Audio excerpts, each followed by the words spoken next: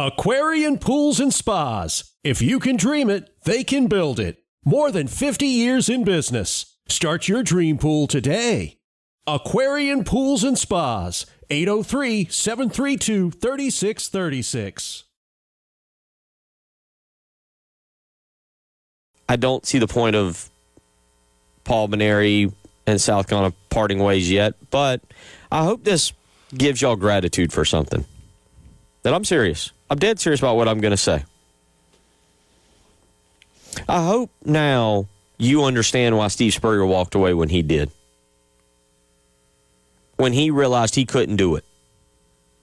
That he couldn't coach anymore. That he couldn't get through to his players. That they weren't listening. And there were so many people who got upset, so he quit. There's a lot of you right now that are listening that would be like, if Paul Maneri, if we had a press conference in 25 minutes at 12:30 and he quit, y'all would cheer. Sure. You'd be the happiest people in the world. Because this isn't going to work. It's not working, and it's not going to work. And I don't know what the disconnect is. I don't know. Is the game past Paul Maneri by? Does he not? I don't. Is it a bad staff? Is it bad players? I'm sure that there is some form of blame for everything, Tyler. But I'm sorry, this will not work. It's not going to work. I really like Bryce Harper. I don't know how you Braves fan, and I'm a Braves fan.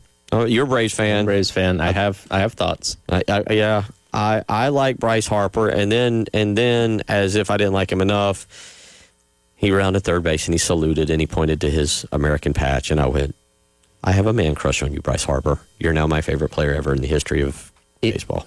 It's complex to me, right? Because I hate him, but I love that I hate him. Right. Right? Because he is very good for the game of baseball. Any sport, when you can have somebody that is a villain that you can look at as a fan of a team and say, I don't like that guy, whether he was playing for the Nationals or playing the Phillies. I've never liked Bryce Harper. I appreciate the fact he's legitimately one of the best players of this generation. He's one of those guys that I remember reading about Bryce Harper in Sporting News back in like 2008 when he was still in high school. He's one of those guys that was billed to be great from the time he was a teenager and has turned out to be just that, right? But like the way he carries himself, obviously his antics and stuff like that, I don't like him, but I like the fact that he's in the game, right? Because he makes baseball more interesting. There is no logic for March Madness that is ridiculous, right?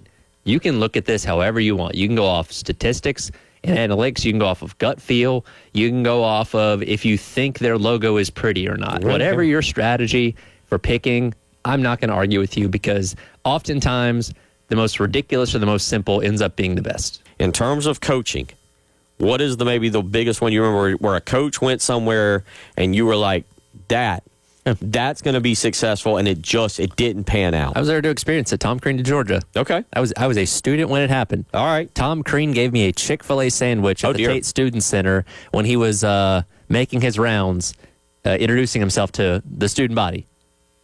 That's the nicest thing I've ever heard Tom Crean do. And I've heard he stuck his family one time, and his own assistant coach of his family, in the upper deck because he was not happy with the assistant coach. It's funny. And, you know, when I worked in Athens, we had him on the show a few times. Always a nice guy, you know, nice to us. And, you know, and this was before the portal and NIL was what it was. First year, not good. And you say, all right, fine. Inherited a bad team. He'll get his guys in here. It'll be fine. Next year, Anthony Edwards comes in. That season does get cut short due to COVID before you can get into the NCAA tournament proper. Not that Georgia was going to play in it. But it never clicked. It never happened. For whatever reason, he just didn't fit there. And, it was a failure. And everybody there was excited. Because Mark Fox, it kind of just, you know, it was okay, but it wasn't great.